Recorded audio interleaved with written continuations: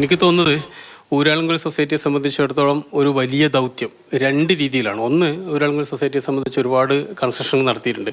പക്ഷേ ഇതൊരു അഭിമാന പ്രൊജക്റ്റാണ്. രണ്ടാമത്തേത് അതൊരു വലിയ ഉത്തരവാദിത്വമാണ്. ശരിക്കും ഇതിൻ്റെ ജോലികൾ ആരംഭിച്ചു.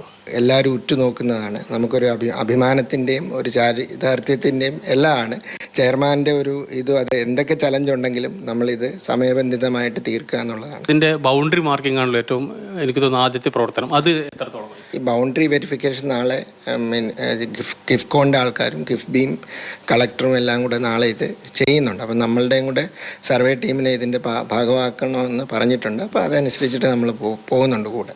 സാർ, ഈ ടെറൈനാണ് ഒരു കൺസ്ട്രെയിൻ. അപ്പം ടെറൈൻ്റെത് കൊണ്ട് നമ്മൾ ഇപ്പം ഈ സമയബന്ധിതമായിട്ട് തീർക്കണമെന്ന് പറയുമ്പോൾ ചിലപ്പോൾ മോഡുലാറോ അല്ലോ പ്രീകാസ്റ്റോ ടെക്നോളജി നമ്മൾ എക്സ്പ്ലോർ ചെയ്യേണ്ടി വരും. അത് നമ്മുടെ ആസ് ആൻ EPC നമ്മുടെ ഉദ്യമമാണ്. ഈ ഡിസൈൻ നമുക്ക് എത്ര കാലം കൊണ്ട് ഉണ്ടാക്കാൻ പറ്റുന്ന പ്രതീക്ഷ? നമ്മൾ ഇനിഷ്യലായിട്ടുള്ള ഒരു ഡിസൈൻ ഒരു 3 months കൊണ്ട് തീർക്കാൻ പറ്റുമെന്നാണ് നമ്മൾ വിചാരിക്കുന്നത്. ഒരു പ്ലാന്റേഷൻ ഏതാണ്ട് ഒരു ലെവൽ സർഫേസാണ്, മറ്റേത് ഒരു സ്റ്റീപ്പ് സർഫേസാണ്. അപ്പോൾ ഇവിടെ രണ്ടിലും രണ്ട് ടെക്നോളജിയാണോ വരുന്നത്? ഈ ഗ്രേഡിംഗ് ആണ്, അതായത് ലാൻഡിൻ്റെ ഗ്രേഡിങ്, അതാണ് ക്രിട്ടിക്കൽ.